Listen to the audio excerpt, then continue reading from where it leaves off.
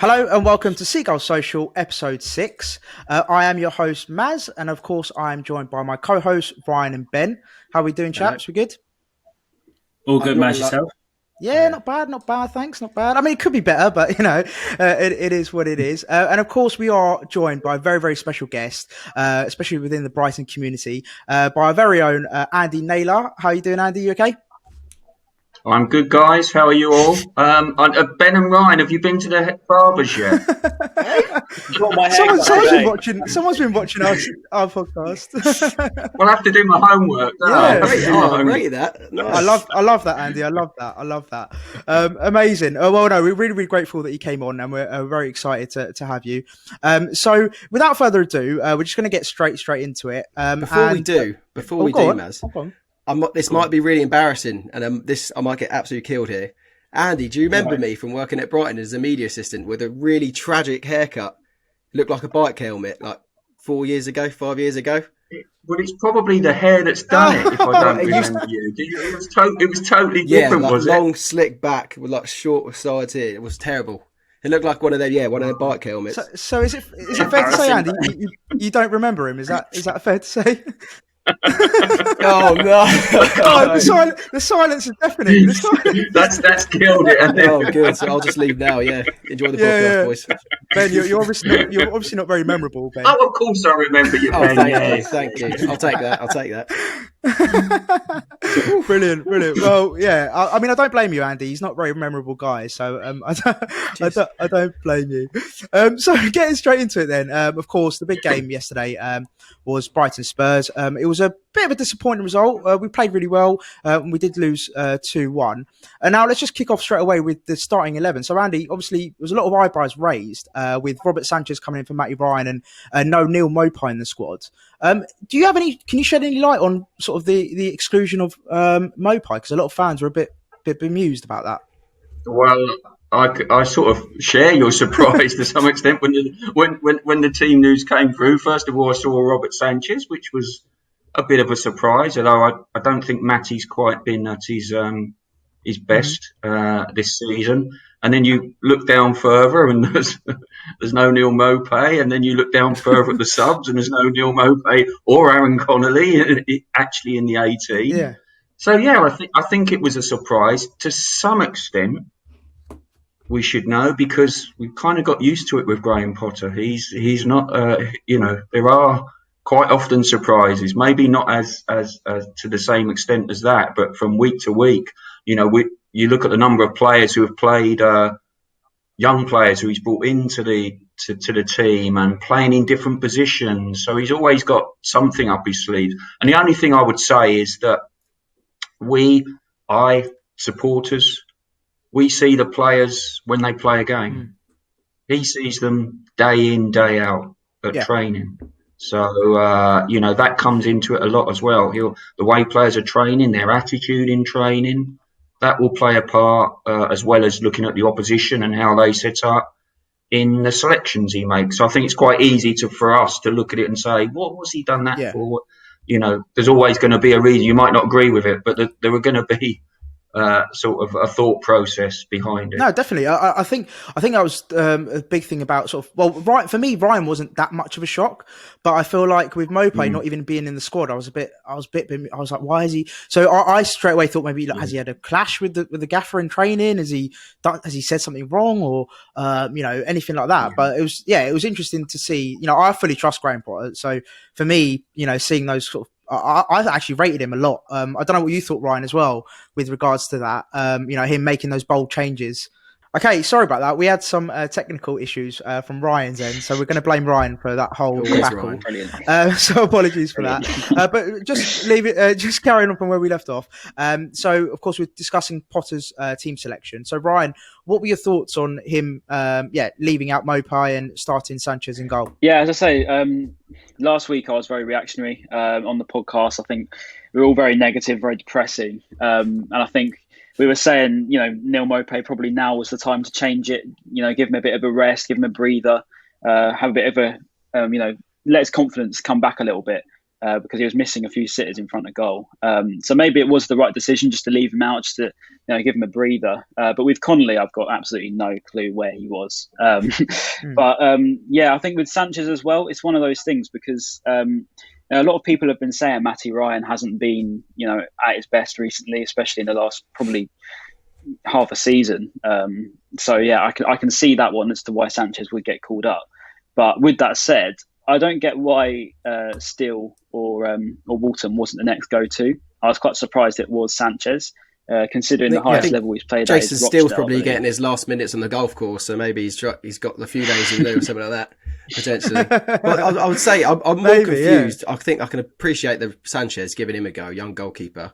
But I'm more confused. Welbeck and Zakiri must be sitting on the bench thinking, right, Neil Maupay's been dropped. Here's our chance. One of us is going to start. Then if your manager then doesn't play a single striker, what could be going through their heads when that happens? But this is the thing. So would you? I think the question for me would be having a bit more transparency for the manager. So just the manager coming out and just saying, right, this is the reason why I've left Neil Maupay. Because now it just leaves all these questions from our fans, from journalists, from the media, and that might get on his back a little bit. So in my opinion, I know he did address, he definitely addressed, Matty Ryan, giving him a breather, and it was just a fitness aspect. But then I feel like with the striker situation, why I just felt like he could have maybe come out and just said, look, I've dropped Neil Maupay for X, Y, and Z.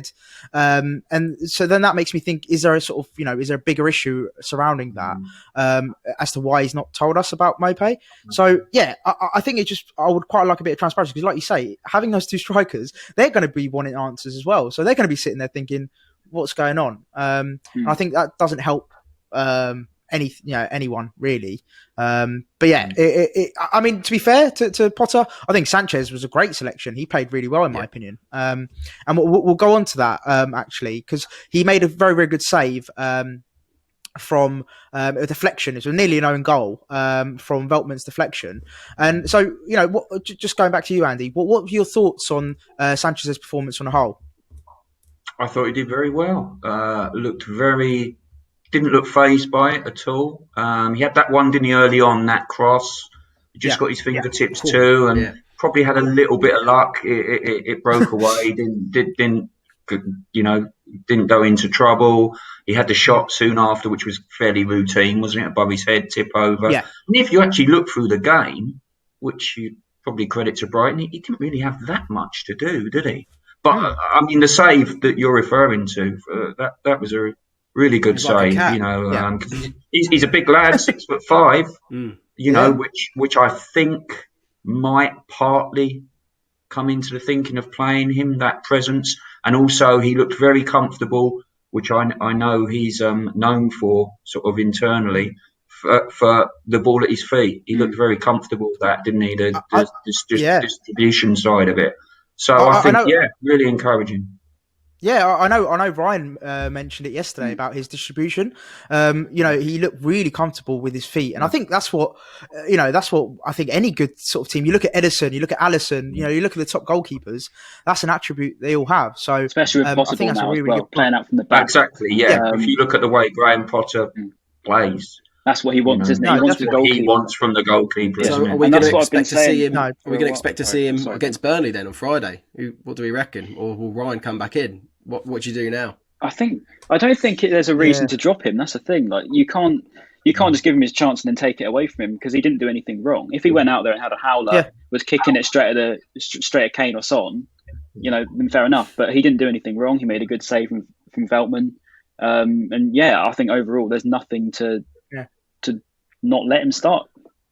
I think you're right. I think Sanchez will still be in goal, so you can guarantee that it'll be Matty Ryan now. I've said that Friday, so I got the captaincy totally wrong. So. Well, just to play devil's advocate, then, Andy, how will Ryan feel then if he's then dropped after one?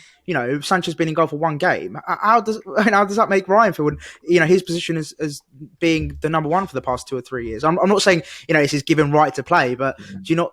How does he feel then?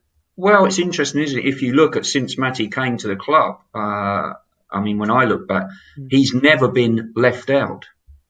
He'd missed 4 games in all his time at Brighton. You know what? He's in his 4th season, is it now? And the only games he missed was when he was away with Australia, the Asian Cup. So it's the first time actually so it was a big call in that respect. But you know, Matty's experienced enough, Australian international. He's been around enough. He's going to have to knuckle down and try and win the gloves back. I think it's a sign of the times as well at Brighton at the minute, because you know we've been completely revamping everything.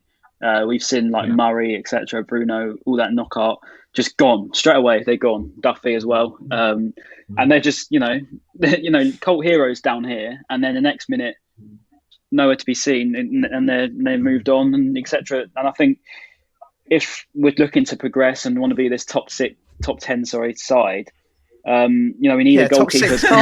Calm down, we need a goalkeeper that can play with his feet. We can't have a goalkeeper that just boots it out off the pitch every goal kick. So harsh it is to Matty. Don't get me wrong; he's a great guy. He's been a great servant. But if we're looking to progress, we need to be having a goalkeeper that can play with his feet more. Yeah, no, agreed. And I think it's just good to have competition. You know, I think you look at Pickford at Everton. He had no competition before they signed Olsen, and I think he got very comfortable. And that was it showed by his performances that he just basically knew that he was going to get picked every game. So I think it's nice. It's good for him to have competition. And yeah, it should be interesting to see how that develops. And so moving on then from Sanchez's debut, we of course got to talk about the big talking point. The first big talking point, it was for the penalty on Kane. Now, there's been a lot said about this. I know everyone's shaking their heads apart from Andy, but we'll start with you, Andy. What were your thoughts on that foul by Lallana on Kane for the penalty? Well, it's funny when I first saw it in real time, you thought, is that a bit clumsy by Adam? Yeah.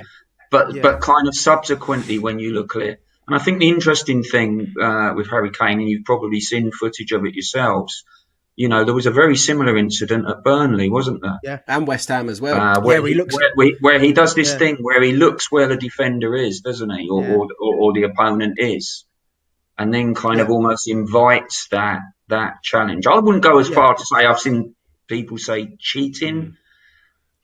I wouldn't go as far as to call it cheating. Do you know who it reminds me of? It reminds me of Glenn Murray used to do it all the time. But the thing with Glenn Murray, sometimes it'll be a foul against us, but sometimes he'll win the foul. Yeah. So because he's putting the other player in danger by purposely doing that and not even looking at the ball. So in my opinion, I don't think I mean, if it's a Brighton player who does that, do you say, he's a cheat? Or do you think, that's a bit cute, a bit clever? Yeah, he was a bit lucky to get away with it. But well, it's funny you mentioned the word clever, because that's I was watching the game on BN Sports, and the commenters actually described what he did was by using the word clever.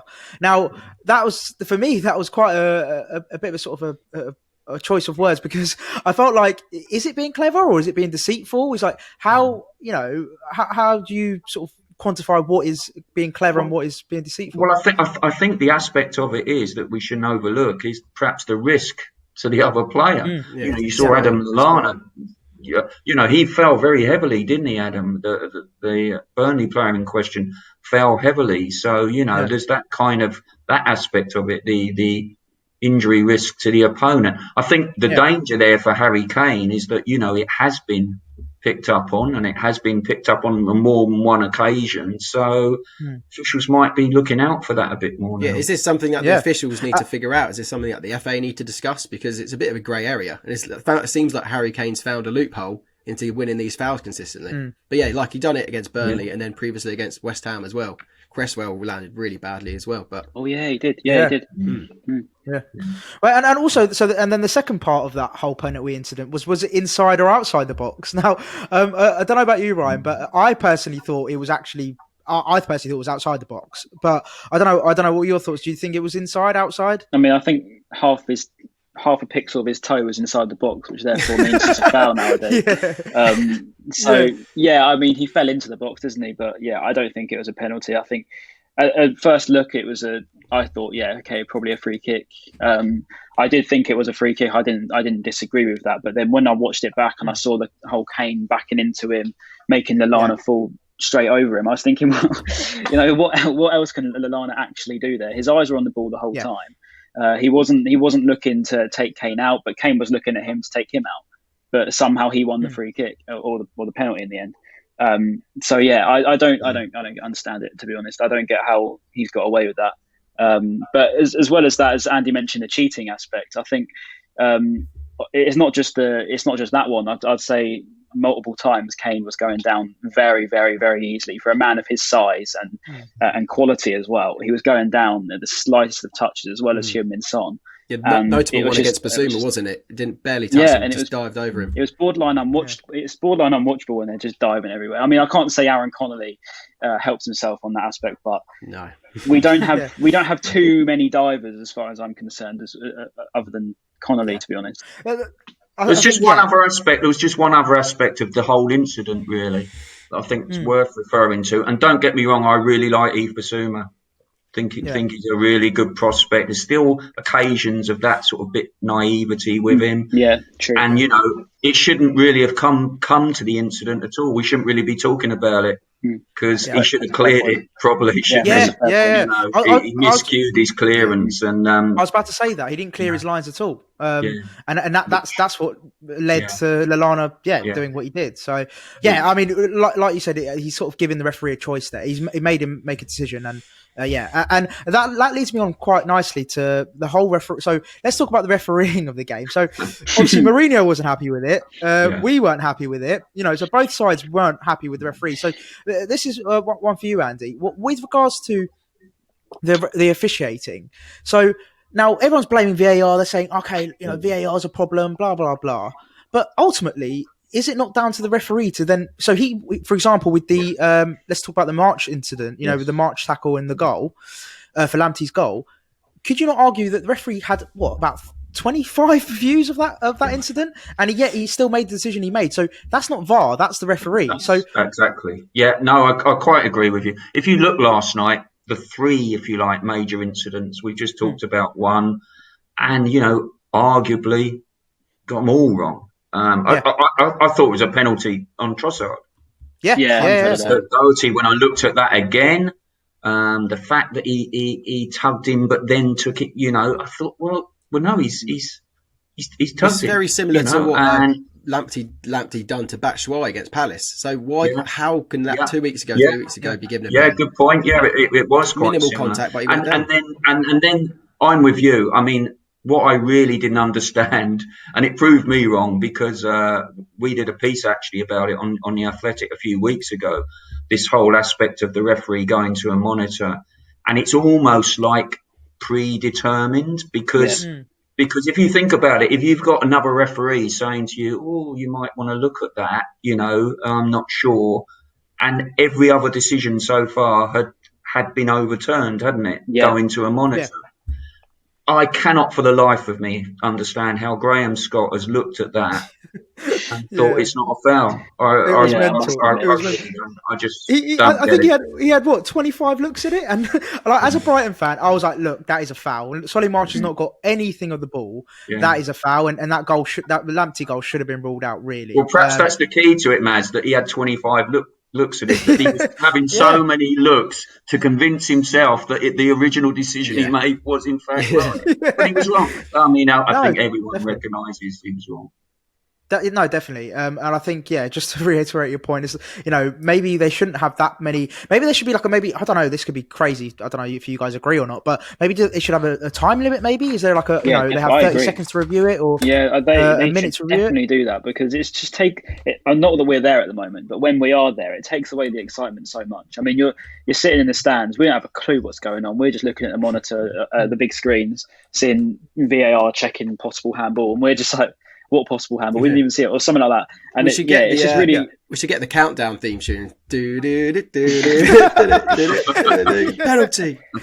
That would make it a bit more exciting, to be fair. Hopefully. But I suppose as well, then that time factor then hinders maybe the decision making. So, for example, if a referee thinks, I've only got 30 seconds to make a decision, he could then make the wrong one.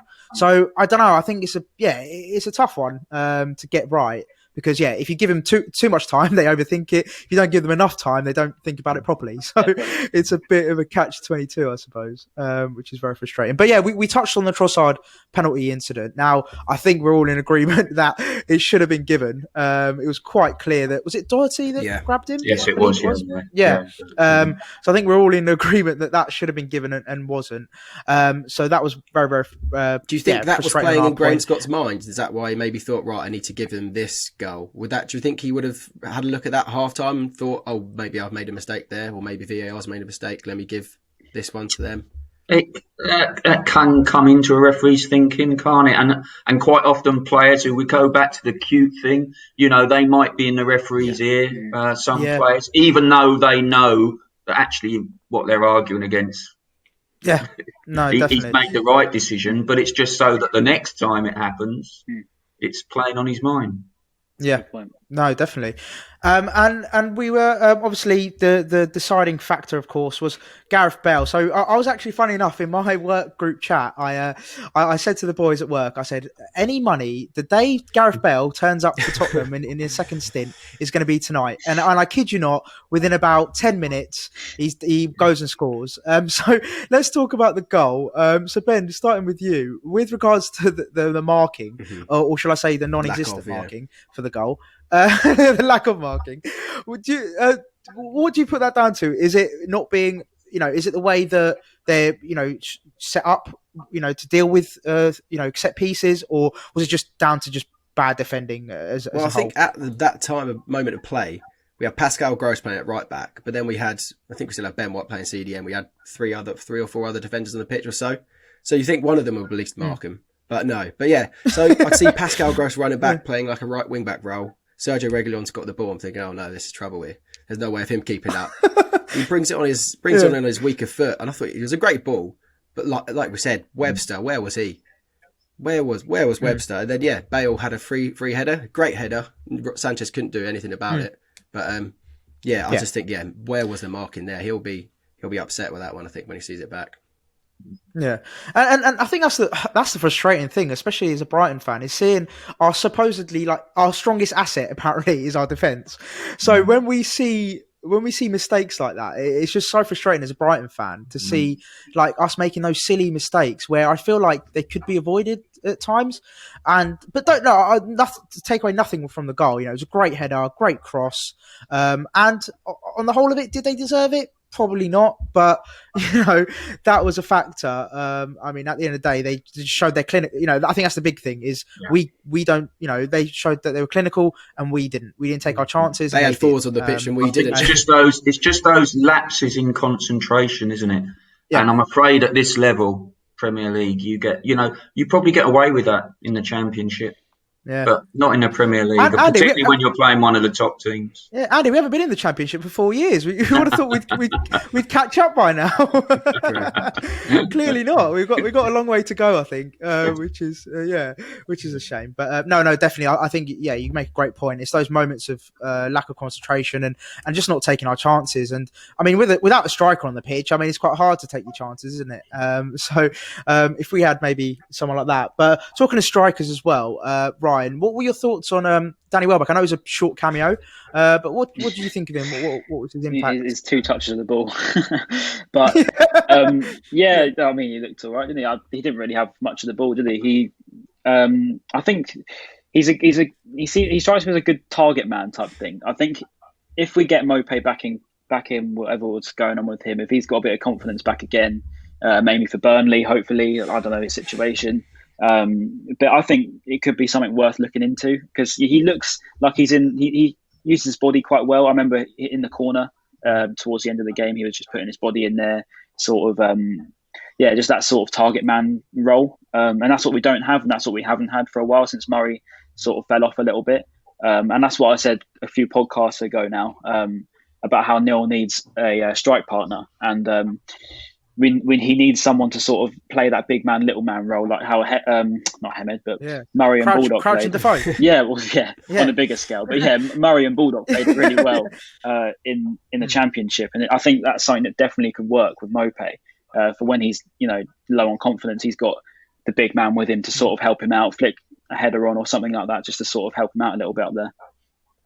Yeah, and I don't know about you, Ben, but I quite would have liked to have seen Zakiri instead of Welbeck coming on, just to see what he's all about. Really, I'm very intrigued by him. Yeah, what role would he offer to the team? He's not really a target man. He's I don't know. I haven't seen enough of him to know. Do you know? What about you, Andy? Have you seen any of his clips at all? Well, honestly, no, I haven't seen enough of him. This is a lad from the Swiss second division, isn't it? But I think their whole recruitment of young players is really interesting, and the model behind that. But going back to the kind of striker, they've really been looking, for a younger, more mobile version of Glenn for some time. That has been the kind of what they've been after.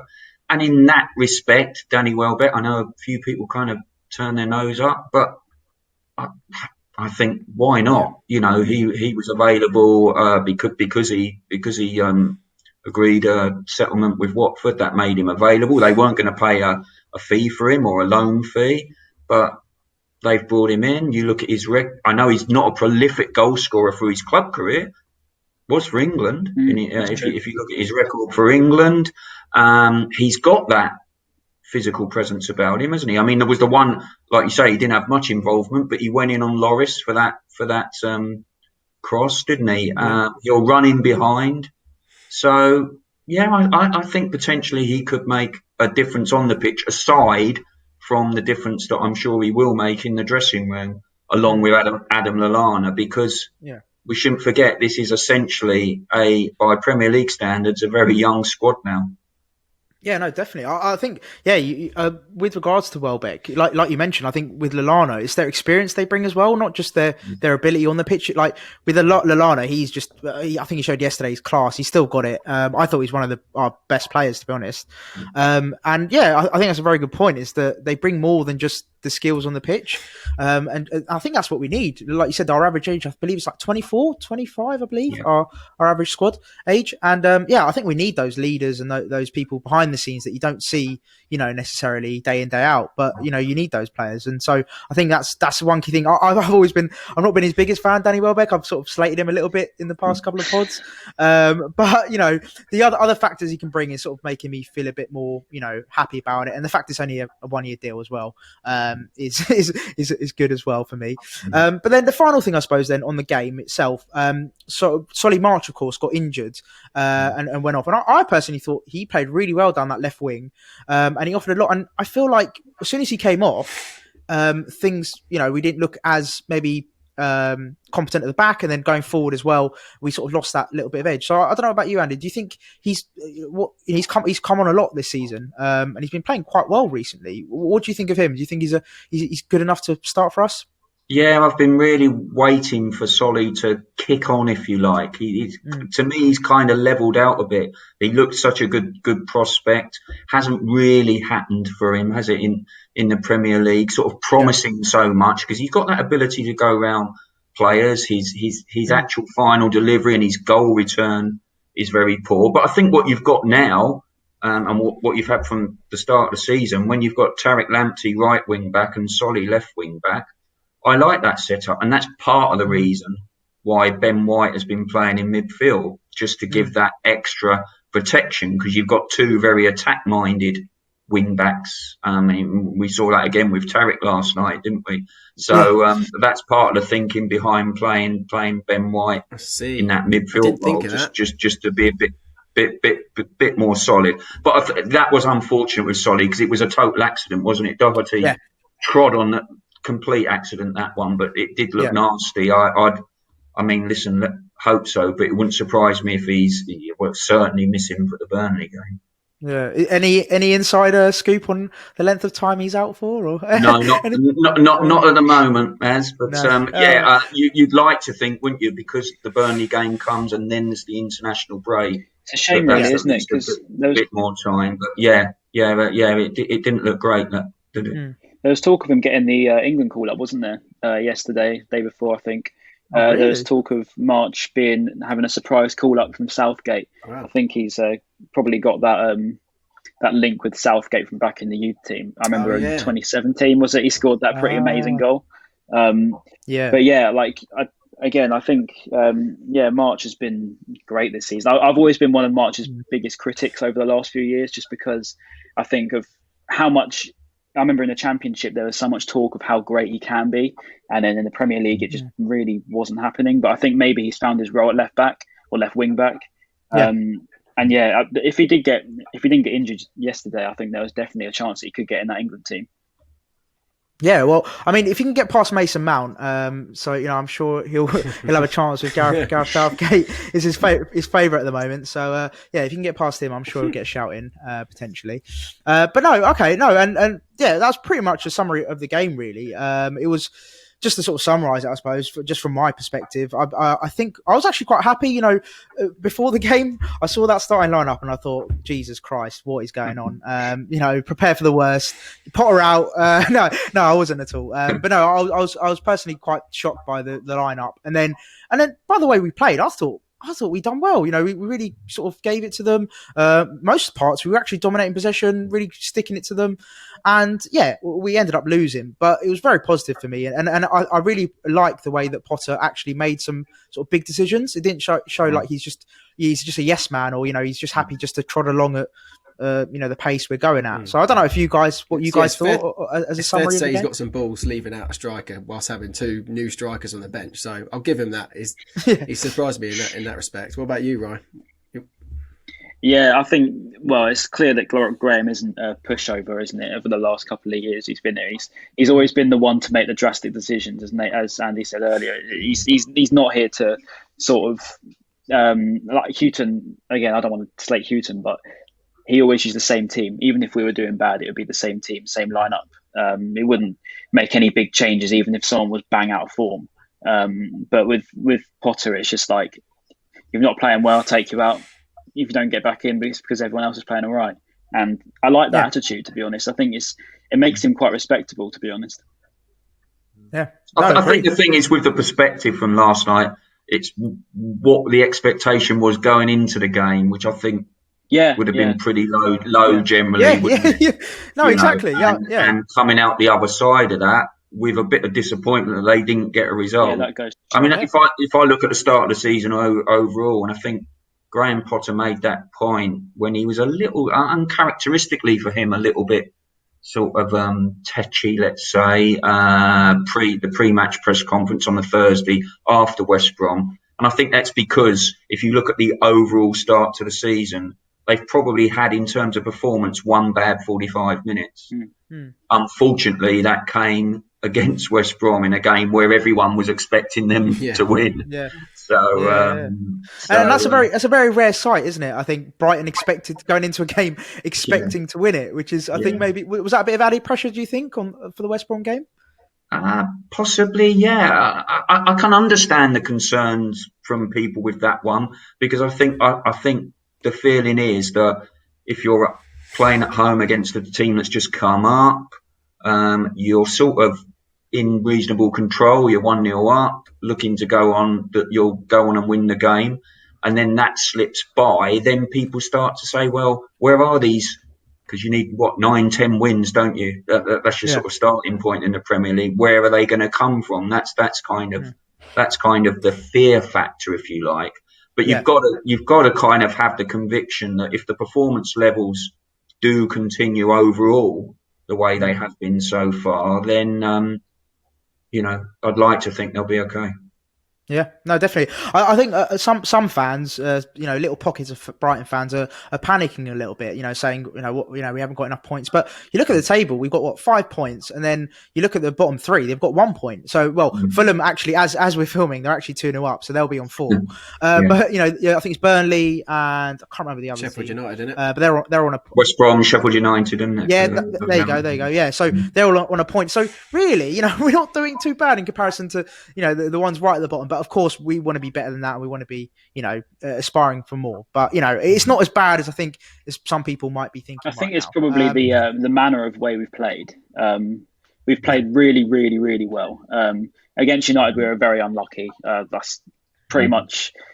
You'll never see a more unlucky game, I think, than the United game in the Premier League, to be honest. hitting the post, the crossbar, all that stuff. It was that was just unlucky, and I think that's maybe where the expectations were raised. If we're controlling games, by 70% possession, we're having 20 shots and etc.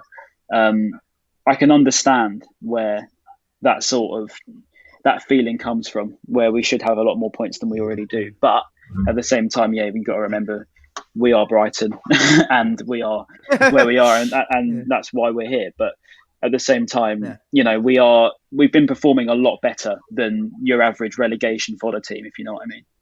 What was that tweet, Maz, that kind of summed it up quite well? It's like Brighton are a team that score loads of goals, but they don't score loads of goals. Do you remember the one we posted? It was something. Basically, it was a tweet basically saying that we look very pretty, like we look like a team that scores loads of goals, but in actual fact we don't.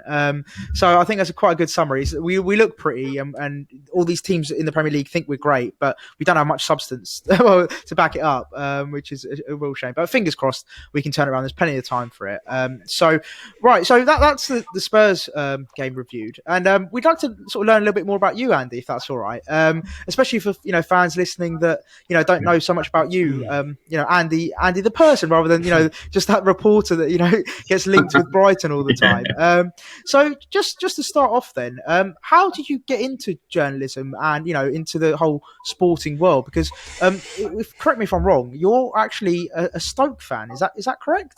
Yes, we'll come on to that, shall we? That's probably a good starting point, because I don't know, I've lost count of the number of times I get asked, why a Stoke fan? Are you from there? Are you family? No, I'm a Brighton boy. I was born and bred in Brighton. It was just one of my earliest memories, was the 70 World Cup, the save from Pelé. And for Gordon Banks, I'm talking about, he was my hero. So there's the explanation for the Stoke. Amazing. Gordon Banks was my hero as a lad. He just happened to be playing for Stoke at that time. So 72 League Cup final, beating Chelsea, the only trophy we've ever won. Don't keep reminding me. So I've just kind of been a Stoke fan all the way through, really, because of that, because of Gordon Banks. So. But like I say, I'm a Brighton boy. Loved my sport, sport mad. When I was at school. Where did you go to college and school? I went to Long Hill. Oh, nice. So I was brought up in Woodingdean.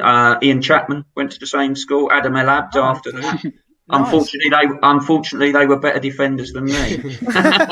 Did you play back in the day? Did you Absolutely, yeah. Long Hill was essentially, it was more of a rugby school, which was a little bit unfortunate.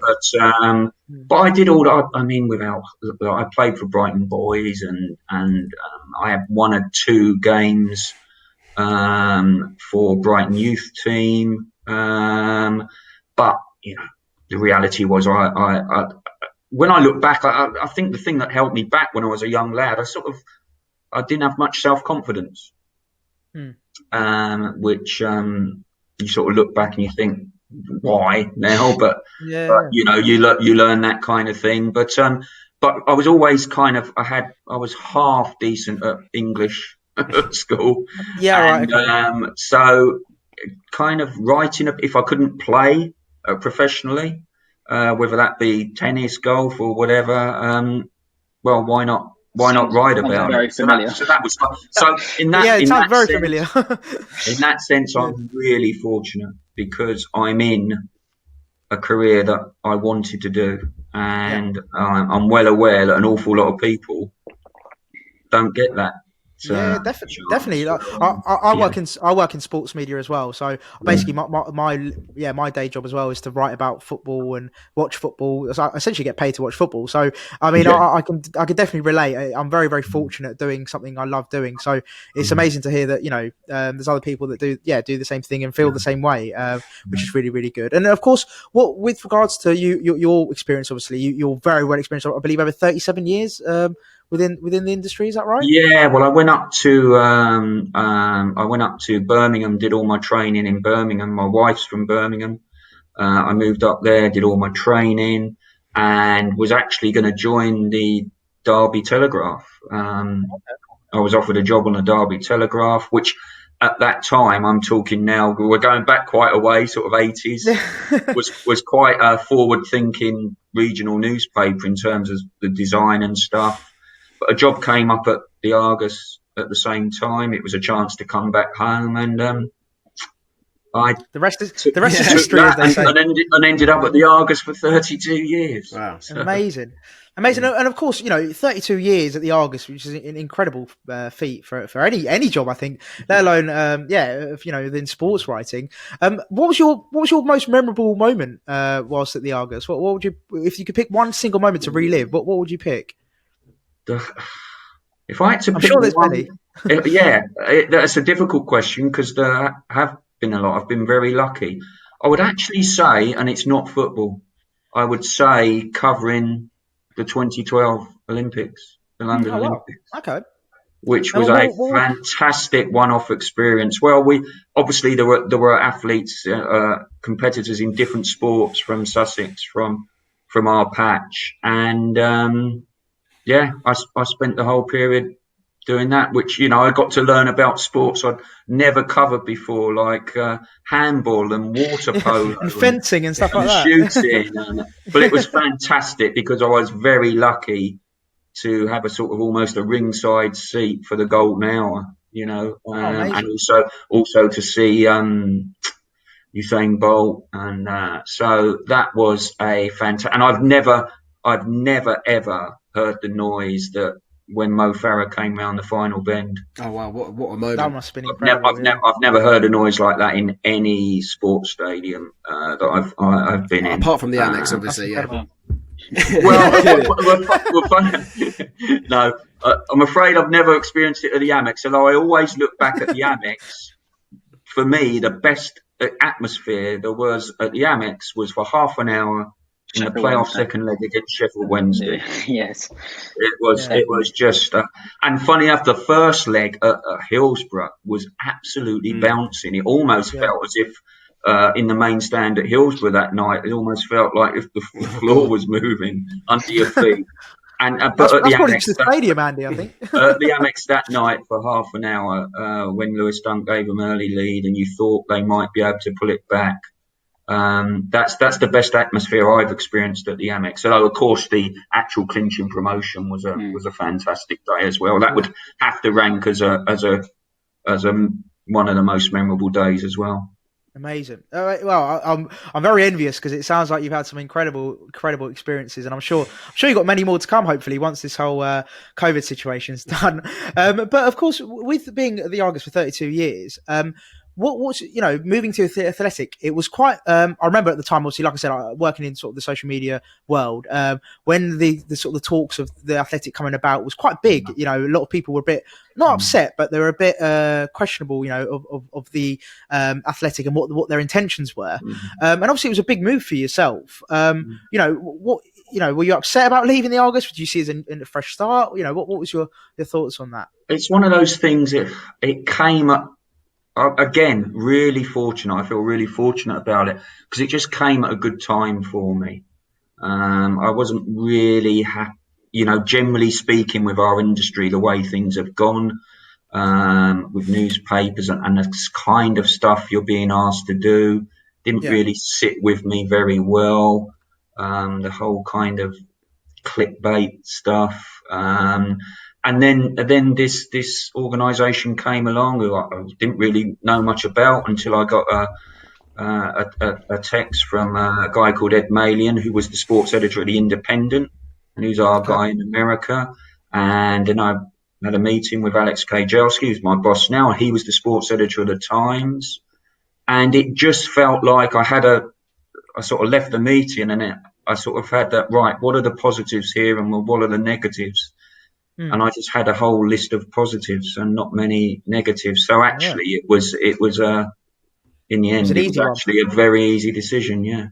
Yeah, fair enough. I mean, of course, as Brighton fans, I think I speak for Brian and Ben as well. It was great. We obviously miss you a lot because you were sort of the, as we would describe you in the social sphere as our Fabrizio Romano. You're our go-to guy for everything. But I mean, you still obviously.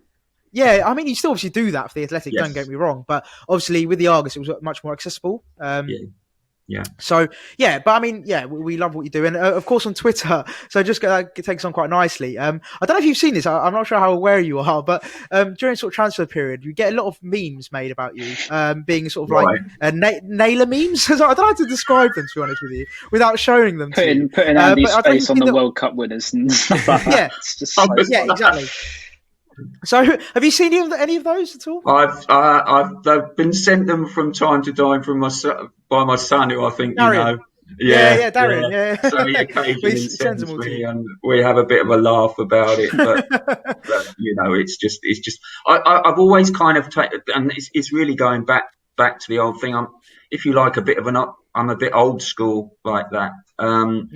You know, I always fought when I was at the Argus to maintain that integrity, that if people read what we were saying, they kind of knew it had some credibility. And I've always kind of tried to maintain that. So I do, you know, I don't just write stuff that other people write. I check it out through our sources. And that's just the way I've always worked. So I think it's important to have that integrity, and I still get slaughtered to this day because I think there was two things that people always go back to. One was Craig McHale-Smith, which I'd just come back from holiday, and I think which shows you how you can easily sort of get caught out. Everything sort of pointed to the fact that he wasn't signing for Brighton, which was in fact true. If you speak to Craig. I interviewed Craig a while ago, actually. Back in lockdown. He was going to Leicester. Yeah, right. He said that. He said he was close to Leicester and Leeds, I think he said. One of them. And he was, I think he was a bit put off because Sven-Goran Eriksson, who was the manager at the time, didn't even really know who he was. Yeah, that was it. He thought, hang on, wait a minute. So, and the other one was the return of Bobby Zamora. Yeah. Which, you know, I was kind of given a steer that it was unlikely to happen. And what actually happened through that window when Bobby eventually signed, you know, they reached a point where those circumstances changed and then Bobby did. That's always the danger in the transfer window, because you can say something 1 minute, then things just change, literally change the next minute with a phone call or you know, so people failed medical maybe or something. There were so many things that can change in an instant in the window, so you always have to be a bit careful the way you couch things. But I kind of think if people are pointing the finger for two things I got wrong in 32 years, that's not too bad. So, exactly. You're saying that you're a bit old school, Andy. So when it comes to social media and you're almost like a cult hero within the online album community. So being an old school guy, how does that make you feel, knowing that people, you're notorious, you're the Nailer? When people describe you? The Nailer. I don't know who else describes as the Nailer. But he's a cult hero. So how does that make you feel, knowing that in the album community, that's what people think of you? You are the man. Oh, you're building me up very kindly, Ben, to being something I'm not. Look, I'm just a guy trying to do the job to the best of my ability, to do it honestly, you know, to not get too involved. It's you know, as you know, so there are advantages to social media and there are disadvantages, and it can be very toxic. But I'm fortunate in that respect. I don't get, you know, everyone's always going to have an opinion, aren't they? And you might have a different opinion. That's absolutely fine. It's just when it crosses that line and gets a bit personal, and it's just, I don't like that sort of stuff. Yeah, disagree with me, that's absolutely fine. Andy, there's something that I spoke to you about back in February when I was at the press conferences with you. You may or may not remember. When I was 14, I sent you an email and I was saying how I wanted to get into journalism, and I wanted to basically work for the Argus when I was 14.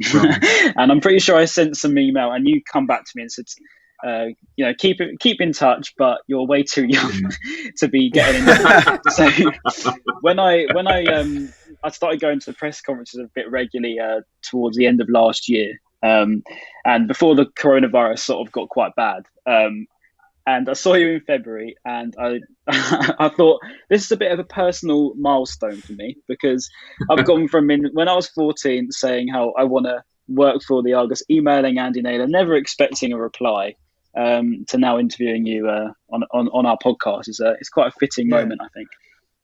Well, that's good. Listen, I think generally, and I've got my son's 28, my daughter's 25. Generally, I think young people are getting a bit of a rough time of things that getting the finger pointed at them for a lot of the stuff that's going on, and I think it's a little bit unfair because we've got at the Athletic, we've got some great young talent, some really outstanding young talent. Carl Anker as well. Carl Anker does Carl Anker, Ryan Conway, who covers Derby for us. I mean, I don't really want to pick out because there were quite a few. Yeah, of course. Peter Rutzler, who was doing Bournemouth, is now doing Fulham. There's some really good and really diverse as well. We've got a really diverse pool of talent. So, I'm all for sort of, because everyone's, I had to start somewhere in my career. So have you got one? Is there one person? Is there one person assigned to each Premier League team? Is that how it works? And have you got a number of you that maybe work on Brighton? Yeah, kind of more than one in some cases. So there is at least one. That's the way I best describe it. At every team, but certainly with the big clubs, we have 2, and in some cases 3 even. So, they kind of, the way the recruitment worked was they kind of came to guys like myself in, all over the country, Leeds, Phil Hay, Liverpool, James Pearce, Paul Taylor at Nottingham. These are all guys who I knew, you speak to each other on the circuit when you're at the papers. And then kind of, so that was one layer, and then was a whole layer of national guys, Times, Guardian, Mail. So it's like the Avengers of the journalism world all coming together in one. Yeah, literally. Yeah. So we've got it is a privilege actually to kind of be working with people, to be on the same team as people like that. I did a video. Basically, what sorry, no, it's gone. No. I was just going to say, Ryan. He's basically saying that you've got a chance. Basically, give it a couple of years. He's saying that you can get a call up. I was doing a video with Dan Bardell, who's the Villa end, I believe, at the Athletic. Yes. I did a video with him back in February on BBC, which was a great experience. But the Athletic is building into one of the biggest things in sports media right now. It's pretty amazing, to be quite honest. I think the analogy Ben gave is probably nail on the head. It's pretty much the Avengers. Like all the best talent being pulled up into one team. No, it's cool. And it's really great. Like, it's a great concept. I think whoever heads it up, or whoever started it, fair play to them, because they've done a very good job of collecting basically the best talent in the country. And it's good though that it's for the young people as well. As Andy said, sometimes young people don't really get the chances. People always go for the experience. I'm only 19 here, and Maz, you're 29, and Ben, you're 25. Like we're all quite in that bracket. So I'll stay as the little baby. Like so. It's good. It's good. There's more opportunity. No, definitely, and I think just to sort of touch on your point, Andy, as well. Like I work in your industry as well. I don't know if you've heard of Sport Bible and Odds Bible. I don't know if you've heard of them. Absolutely. Yeah, so I work for them. So when you talk about clickbait, I sort of cowered away. I was like, oh god, that's Maz's bread and butter. That is. That's literally my bread and butter, which I felt terrible about. But I think it just shows the differences, like a big difference between what you guys do and what for example, we do. So we cater for very different needs and very different audiences, whereas you cater for a completely different demographic, and of course there's crossover. Some people enjoy the Athletic and they enjoy what we do, vice versa. But it's just great to see that. I think with the beautiful thing about sports media now is it's so readily available, and anyone can sort of give their opinion. And there's so many different sources now. Whereas I feel like just look at 10 years ago, there's maybe one source of information. For example, the Argus, for example, if you're a Brighton fan, that's probably your best and only sort of source of information. Whereas now, you look at the internet and you've got thousands of sources of information. You're absolutely right, and you're right about knowing your audience as well. That's important, to pitch your content at the right level. I mean, you mentioned earlier about transfer windows, and one of the things I find frustrating, and listen, that's part of it, that Brighton will, through one transfer window, get linked with goodness knows how many players. Yeah. But what tends to happen, and it's emphasised more in a transfer window, is that there will be a story but has actually got no foundation in it. Yeah. And it just gets repeated. It gets repeated, and with no checks, it gets repeated, and it gathers this kind of momentum where people probably understandably start thinking, oh, it must be true, because there's 10 different outlets. Yeah, that's the negative of having all these. And all these what they don't now, quite get is that quite often that's come from one outlet to begin with, where the story in fact hasn't got any substance. No, definitely, and I'll put my hands up straight away. And I've been guilty in the past personally, like myself, sometimes not doing my best in terms of fact checking and verifying. But that's all part of the learning process. Is the learning that that you should always fact check. You should always make sure your sources are reliable, and because you don't want to be left with egg on your face. If something doesn't go through or it's just a complete lie, it's just not a good look. So we always try our best to make sure that where we get our information is reliable. And I'm sure it's even more so, prudent for yourself. To make sure that we all certainly, quite often. I mean, quite particularly if it's sensitive stuff, we'll double check, we'll triple checks, to make sure we get it right. Yeah, and just quickly on the whole sort of information, I suppose, aspect of it. With regards, because obviously you've got your information is very I would say 99.9% reliable. So with regards to that, is it just having links within the club, or for example, do they tell you certain things, or do you go out and find it yourself? How does that work? Well, when I say again, sort of old school, if you like, it's contacts. Yeah. It's who you know, isn't it? It's who you know, not what you know. Key thing, and building up those relationships. You have to build up a relationship with people. You build up that trust, so that, because it works both ways. If they don't trust you, they're not going to tell you stuff. So it's really building up those contacts, which comes with time, really, I guess, and experience. Obviously, because I was connected doing the job for that long on Brighton over that time. Yeah. I've built up a lot of contacts, so that's kind of what you're relying on, really. Yeah, and do you ever feel like sort of a bit top of the world when you get told information before anyone else, or certain information that you're only privy to and no one else is? Do you ever get that sort of? Well, there's always there's kind of that part of the buzz, isn't there, from the job? There's always that aspect of it, yeah. That kind of motivates you, motivates you as well. You're always going to get that aspect of it. Yeah, that's part of the job, isn't it? Part of the fun, really. Yeah, no, definitely. Sounds great. All right, amazing. It's great to learn more about you and what you do on a day-to-day basis, and how that information sort of sourced and all that sort of stuff. And of course, I probably talk for all of us, but we're all in awe of what you've done and what you're doing. We're just as Brighton fans, we love what you do, and we hope you carry on doing that for as long as you can. So, really appreciate your work. I'll keep trying if the Athletic will have me. If they pay your wages, you'll carry on. No, amazing. And then finally, that brings us on to just looking forward to the Burnley game then. So we start with you, Ben. So Burnley, it's fair to say they've had a pretty shocking start to the season. Yeah. And I think we come into this quite similar to the West Brom game, whereas I suppose I don't want to say it, but I'm going to say it. We're expected to win. So what are your thoughts on that, Ben? How do you see that panning out? Well, again, like what we said for West Brom, it's a must win. It is, because they're behind us. We got to beat them, but you just never know. Again, like we said with West Brom, it was the first time we were favourites in this season, like outright favourites. Like when we played Newcastle, maybe it's a bit closer, but playing West Brom, we were outright favourites, and you got to consider us favourites again for the football we play compared to Burnley. We must be outright favourites for the game. So it just depends how the players bounce back from lacking against West Brom, and if they'll be able to do the job against Burnley this time. Hopefully they will. Yeah. And if we have a striker on the pitch, maybe that will help as well.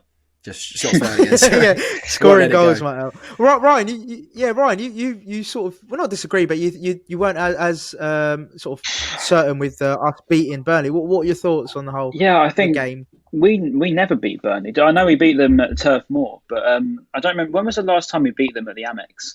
I can't last season remember, at home, to be honest. Oh no, God, it was a draw, wasn't it? Hendrick last yeah, week. I can't. Oh, God, I don't remember that. I think it was probably at least 5, 6, 7 years ago. The last time we beat them, I think I started Talk Seagulls the day that we beat them. That was 2-0 in 2013. So I'm pretty sure that was the last time we beat them. I was 12. But yeah, no, I think, playing Burnley is always a horrible game, isn't it? They're never easy to break down. And I think even, Tottenham faced that, only managed to scrape a 1-0. They're a horrific team to play against defensively.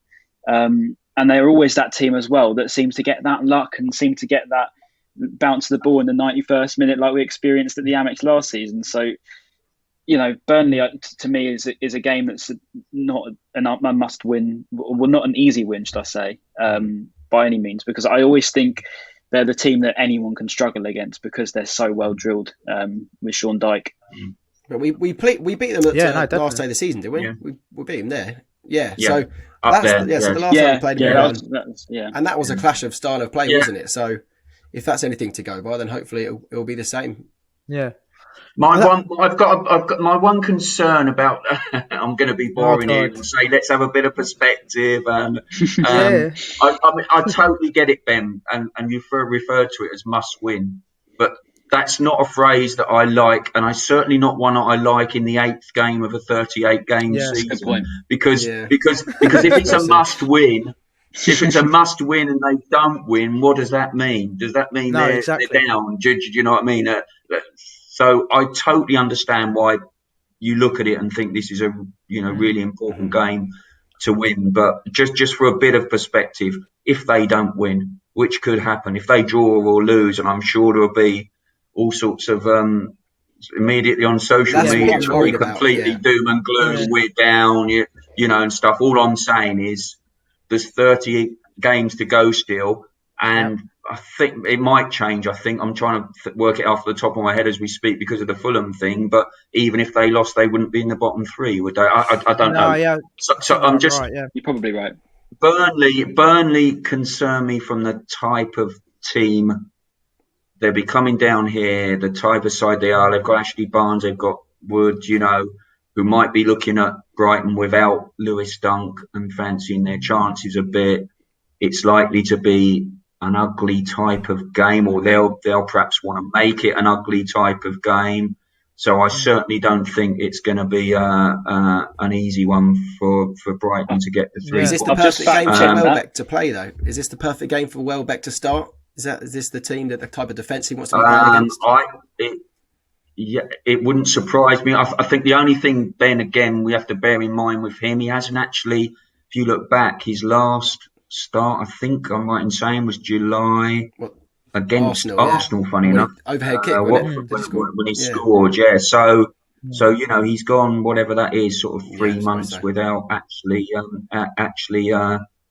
starting again. That doesn't mean to say, they might feel he's ready. I don't know in terms of what they've seen in training. They obviously felt he was ready to come on Monday night. So, it could be. It could be because of the type of side that Burnley are, that this is a good moment for Danny Welbeck. But all I'm trying to calm is that if the result doesn't go as everyone wants and sort of expects. I have fact checked that. It was 2013. The last time we beat them at home, 24th of August. So it was that game. The first ever one that I started on Talk Seagulls was the last time we beat Burnley at home. It was Joa and quite a few draws, I think, in that. Quite a few draws from there's a lot of draws. There's a lot of draws. We've lost in there. They're usually quite tight games against them. Yeah, there's a lot of draws. Would we? On the whole, then, I personally would be happy to take a draw. To be honest with you, I don't know what obviously Ben. We know what Ben feels like. He wants 3 points and nothing less. But I think a draw would not be disappointing at all in my eyes. Like we've discussed. I think Andy made a couple of really good points. They're so. First of all, it won't be the end of the world if we do draw or lose. But they are I think Ryan mentioned it. They are a very tough team to play. They set up the way Sean Dyche sets them up is just not be beaten. Essentially, you know, they might not play the most attractive football and they might not be the most attacking team, but they get results. Well, not this season, but it got him into Europe. Exactly. You know, he's a great manager. And so I don't think it's going to be as easy as we probably would like. But I think we've mentioned it before. If we want to stay in this league, games against Burnley, West Broms, you know, teams like that, that's who we should be beating. Whether we do, it's a weird one, isn't it? Because it's like, you know, they're not a winnable game, but at the same time, if we lost, I wouldn't be happy, and if we drew, depending on how we drew, I wouldn't be happy either. So it's a weird one, isn't it? Yeah. Because I think if we come out of that with a 0-0 draw, say we didn't do anything, we come out with no shots. I'm not saying that's probably going to happen based on the way Potter plays, but if it did and we do that, I'm going to be really disappointed, because you'll be thinking, you know, you've got to be getting some points here, because, you know, we've got some tough games coming up. I think we've got Liverpool. I can't think off the top of my head, but I think we've got some tough games coming up.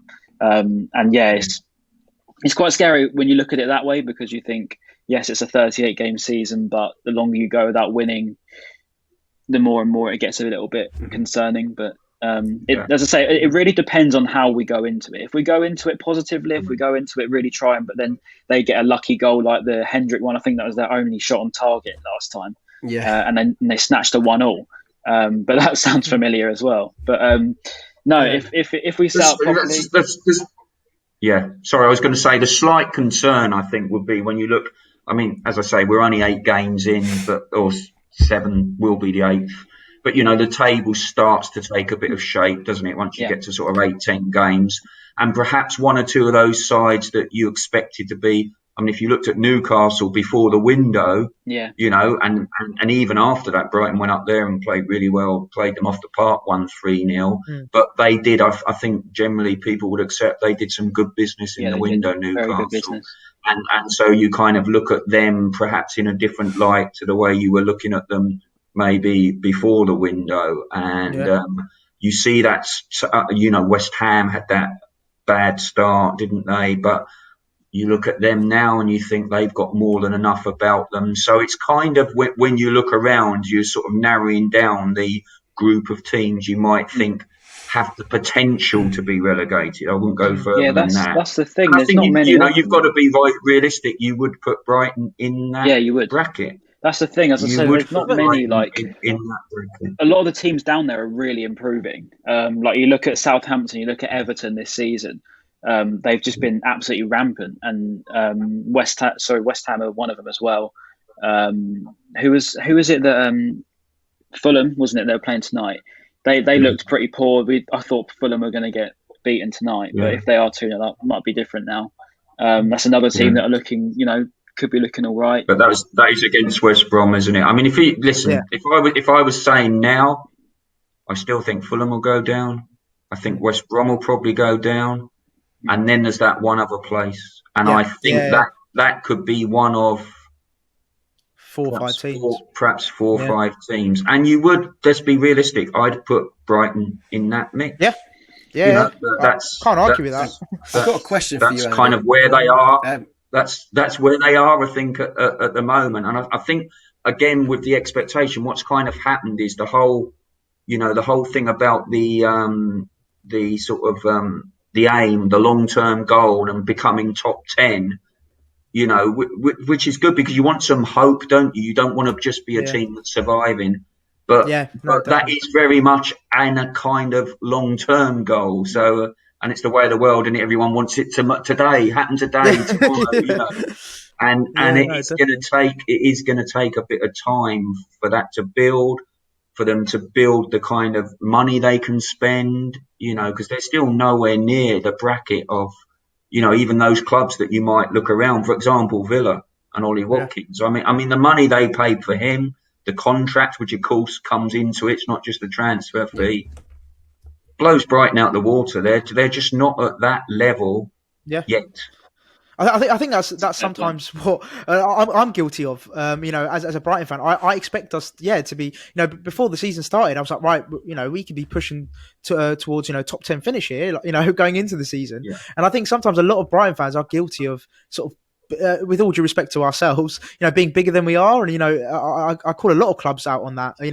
I was joking with my Leeds friends saying the same thing. I say, you think you're bigger than you are, but I think we are very guilty of that.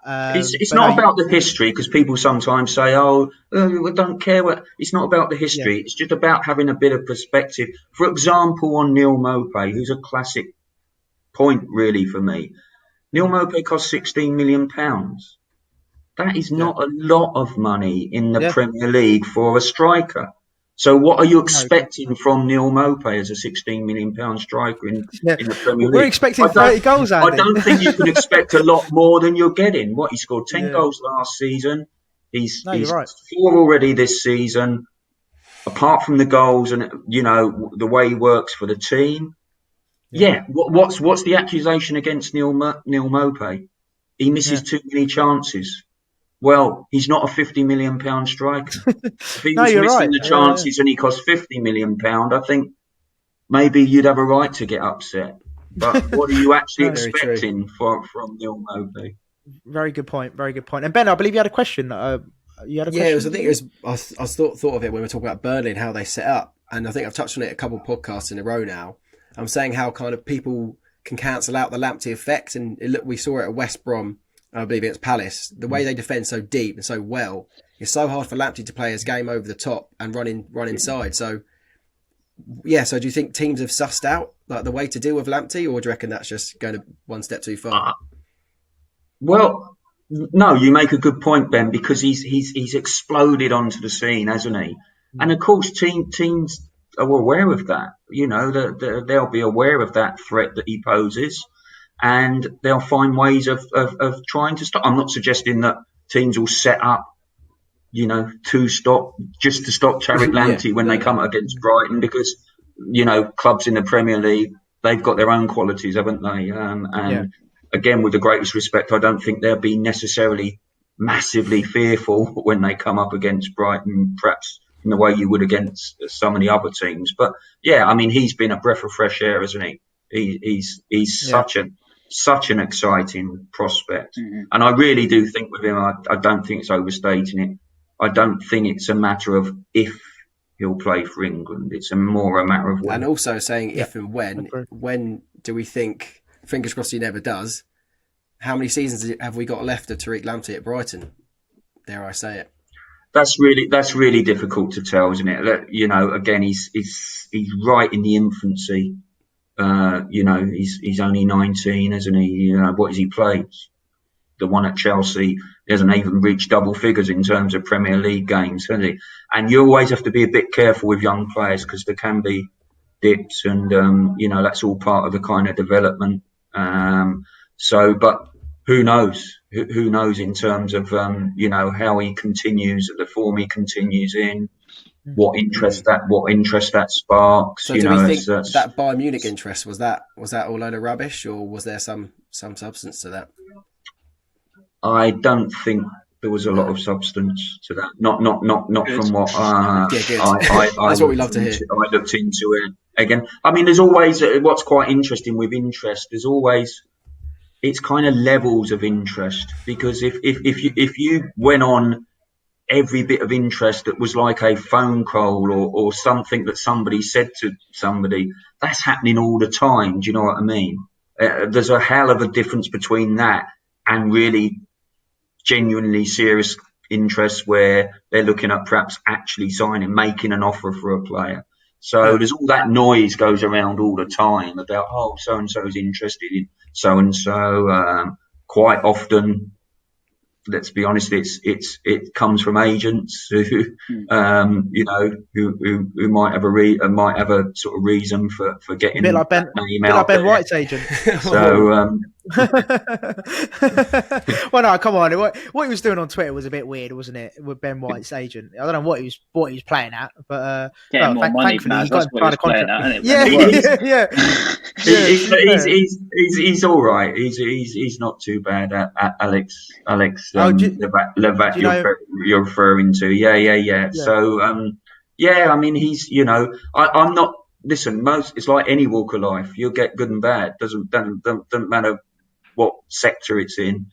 And so there were an awful lot of agents out there who do really good job for their, and they're looking after the interests of their client, and they're part of the game. You've just got to accept them. Before we went live today, Maz, you mentioned about Ben White potentially, or was it you, Ryan, that mentioned Ben White being linked with Liverpool again? Was that right? Yeah, no. So I believe it was yourself, Andy, who tweeted it was about your article. How there was a 25 million bid from Leeds in the transfer window, and Liverpool, I believe, are monitoring him. Is that right? Well, listen, everything we know, and James Pearce is our man at Liverpool. James is a brilliant reporter.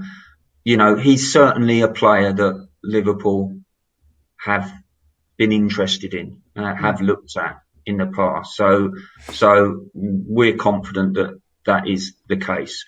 But like I say, there's a world of difference between that and something actually happening in the way that it did with Leeds. Leeds, there's no doubt about it. Leeds made 3 bids for him. The last one was £25 million. So, like I say, let's see what happens with Ben going forward.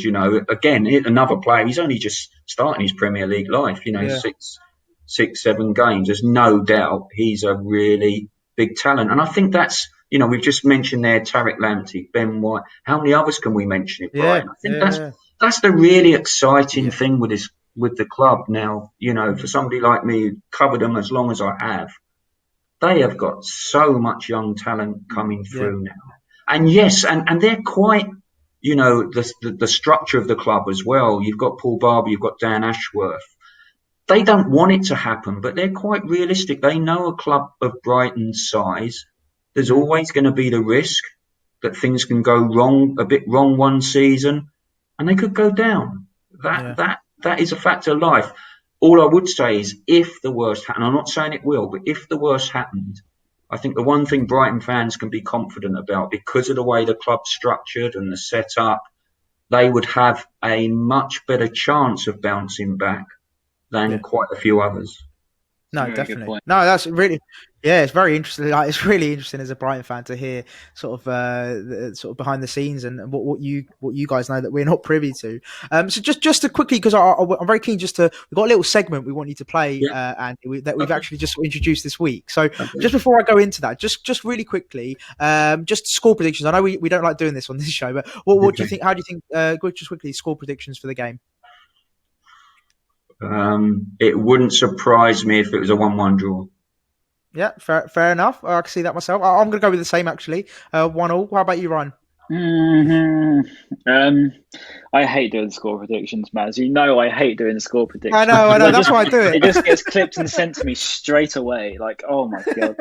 The amount of Tottenham fans I've had in my Twitter messages over the last 24 hours is absolutely ridiculous. You shouldn't be tweeting silliness, should you, Ryan? It's funny. So I'm just doing it for a bit of fun.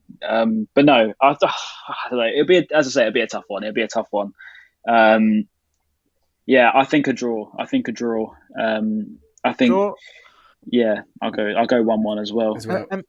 And Ben, do you want to make it 4 in a row? No, of course not. I'm going to be optimistic and say 1-0 Brighton.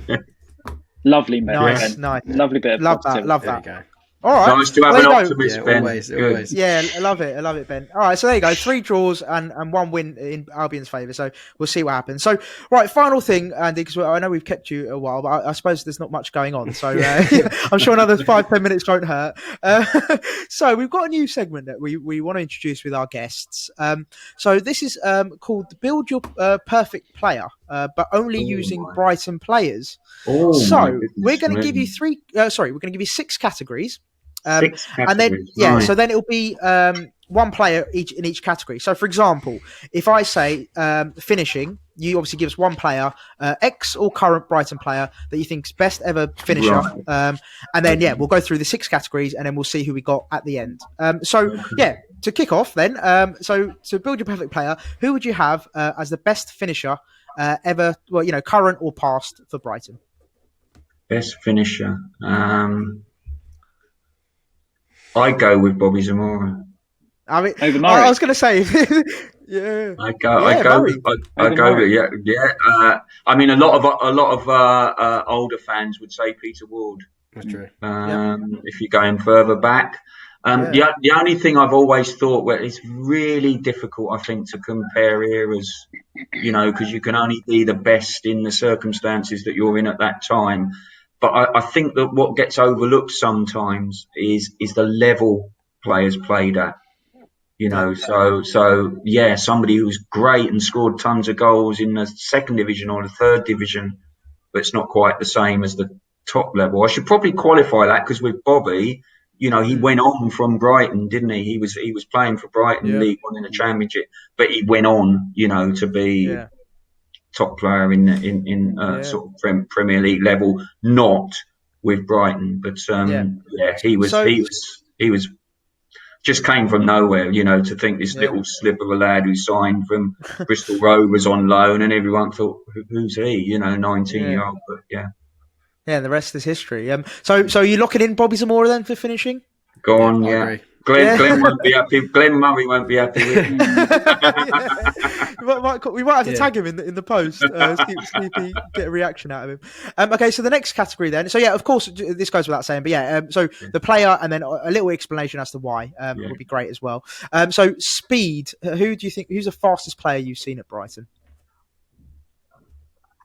I tell you what, it would be Tarek. I think off the top of my head, I'm struggling to think of anyone. Yeah, I spoke to his school teachers for a piece I did about him, and they said, nobody could quite believe it. They used to go for these like the GCSE tests and stuff, and it was just phenomenal. Yeah. I'm struggling to think off the top of my head in the time covering quick, Brighton. He got a bit speed. He wasn't as fast as Lamptey. Not as quick as Lamptey. No chance. I'm going to go Terry. Yeah. I mean, we can't argue with that. I don't think he's just. Didn't he run 36 kilometers an hour or something? I think he recorded like top 10. Yeah, there was. Yeah. Well, there was a figure where he was literally right up with like and world football. Right up there. His figures were so. That's mental. Yeah. We might have to get rid of that category, I think, going forward, because I don't think anyone's going to touch him. Everyone's going to say him. Yeah. All right, next one. Football IQ. Oh gosh. So this one, I've personally got a couple, but it'd be interesting to see. Yeah. That's a really tough one. What are your couple then, Baz? Then maybe that'll help Andy have a think. Well, yeah. Well, no. So no, instantly, just from the current squad, from the current squad, Proper stands out for me just because of sort of how he sort of sees the game. I'm not saying he's the best probably ever, but that's just sort of just one I've sort of top of my head from the current squad, and maybe Lallana as well. But yeah, I'm sure there's much more, but they sort of stand out for me from the current squad. Yeah, Pascal Gross. Yeah, Lallana would be a good shout. If you were looking very current, If you were looking back a bit further, again, a player who came to Brighton when he was probably past his best, but Vicente. Oh yeah, yeah, great shout. Yeah, Bruno. He was a baller. He was. Bruno again. That's a very good shout. Yeah. Go on then, Andy. We're gonna press you on this one. Who are you locking in? Right, football intelligence. Countdown. You know what? Overall, I think I'll go Bruno. Nice. Yep. Okay. Nice. I think I'll go Bruno overall. I agree. Cool. All right. Okay. So the next one, leadership. Who would you choose for leadership? Leadership. It's got to be Guy Butters, surely. that was a joke. The trouble is, my mind immediately leaps to somebody who is, I'm afraid, back far further than you will go. My mind immediately goes to Brian Horton. Okay. Before me, I don't know. Yeah. Brian Horton, back when the club first.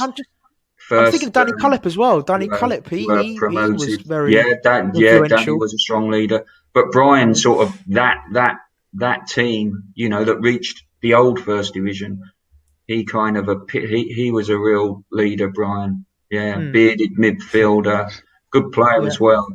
But yeah, he kind of just for the younger listeners. Yes. What kind of era was Brian playing in? What was it? Well, we're talking we're talking like late 70s. Who would you describe compared to like a modern day footballer? Who would you describe him close to being as, so someone can relate? Or there are not many of him around anymore? Yeah, there aren't many of that type of players. He was just that inspirational, sort of in the middle of the park, combative, really good captain, good leader, scored goals, important goals. You know, he was. But yeah, I mean, to some extent, I think that has those kind of.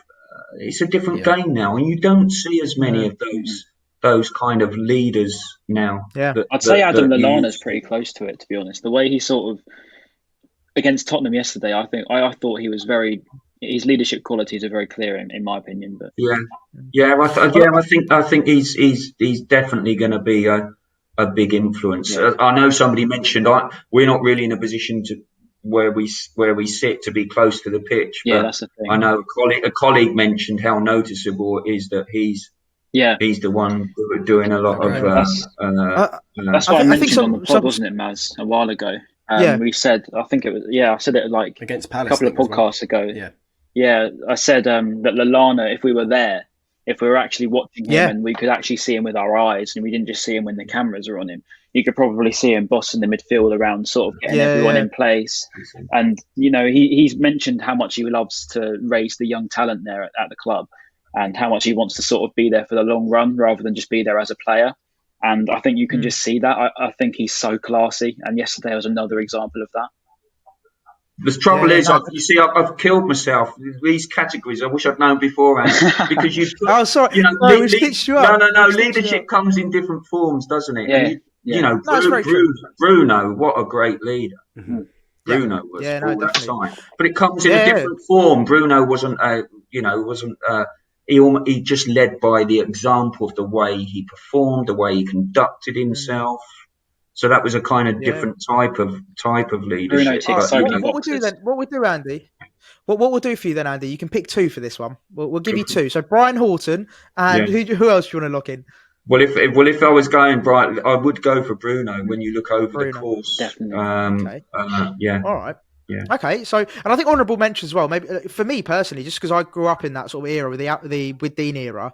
For me, just a couple of sort of honourable mentions would be Adam Virgo, Danny Cullip, Gordon Greer, and.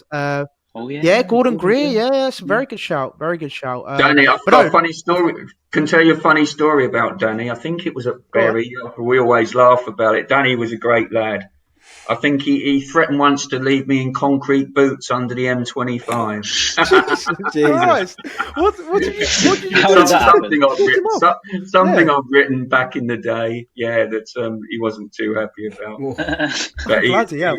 I mean, I wouldn't want to mess with him, I'll tell you that for free. Yeah. He looked like a very scary guy. So was it literally just because of something you'd written, or was there more to it? But he was, I mean, that team, they really did have a core of that Mickey Adams team, Danny, Charlie Oatway, Paul Rogers. Yeah. You know, there really was a core of big characters in that time. Well, fingers crossed none of the current squad threatened to put you under the M25 or whatever it was. I bet Tariq Lamptey does that all the time. He threatens the journos like that.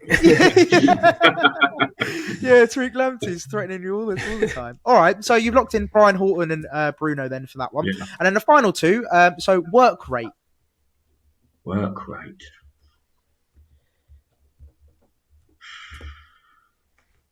That's another tough one, to be fair. We're giving some tough categories. Craig Bell-Smith comes to mind. Yeah, I think for me that's the standout for me. Yeah, that's a good shout. That's a good shout.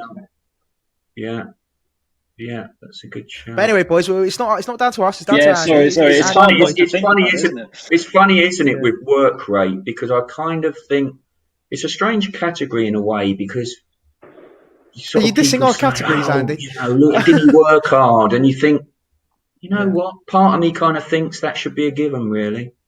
No, that's true. It's very true. That really shouldn't. If nothing else, that should be there irrespective. You can understand having an off day, not playing well, but that I'd like to think, like, through my working life, I've had bad days where I've done bad stuff, written bad stuff, all that, but I can't think of too many cases where I've not tried. Yes, true. Yeah. No, of course. Of course. So sorry to sort of cast aspersions on that category. We'll get rid of that one then. Andy. That's gone for the next one. I totally understand why you'd say that. Yeah, I think Craig McCall-Smith is a good shout because he certainly put the graft in, didn't he, up front? Yeah. He might not have been the most talented striker Brighton have ever had, but he certainly put. I'm sure that off the top of my head, there's probably lots of players people think of who are not immediately springing to mind to me, but he's certainly one that kind of springs to mind. Leon Best as well. Okay, his work rate to fight the captain was just quality. So, and Jurgen Lakadia as well. He was an absolute worker. Right, and then final one. I suppose this is quite similar to Football IQ, so we might have to look into changing this one. Okay. But the final category is vision. Vision, yeah. Well, I would certainly. Funny enough, a player I left out before was Vicente, who I didn't, but Vicente I'd certainly put in there.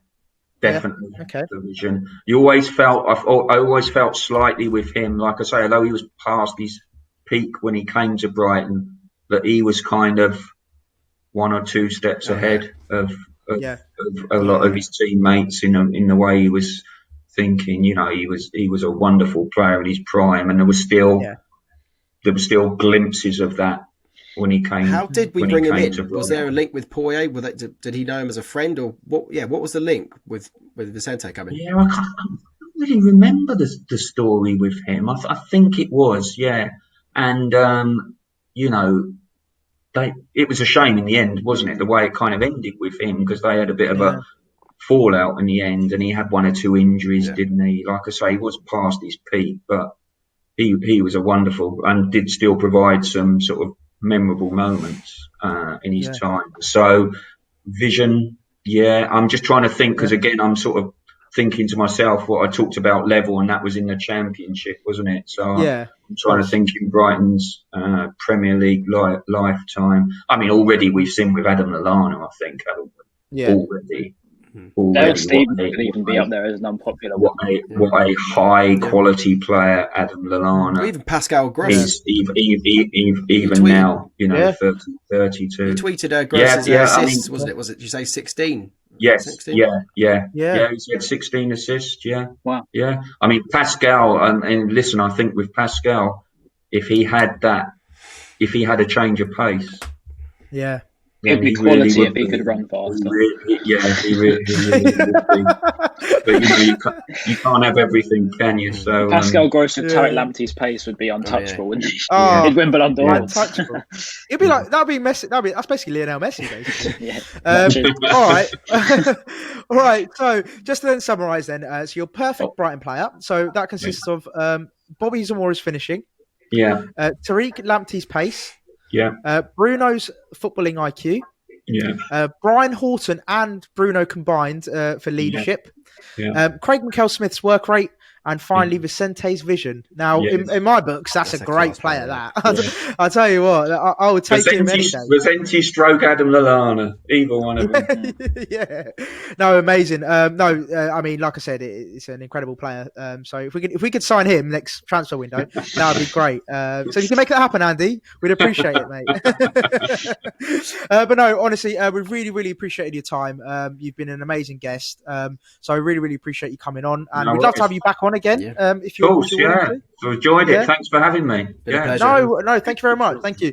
It's been our pleasure. And of course, just for everyone listening, make sure you do like, comment, and subscribe if you're watching on YouTube. And of course, make sure if you're listening on iTunes or Spotify as well, just to share that link to everyone who might be a Brighton fan. But yeah, fingers crossed we get a good result against Burnley, and we shall see you next week. Peace.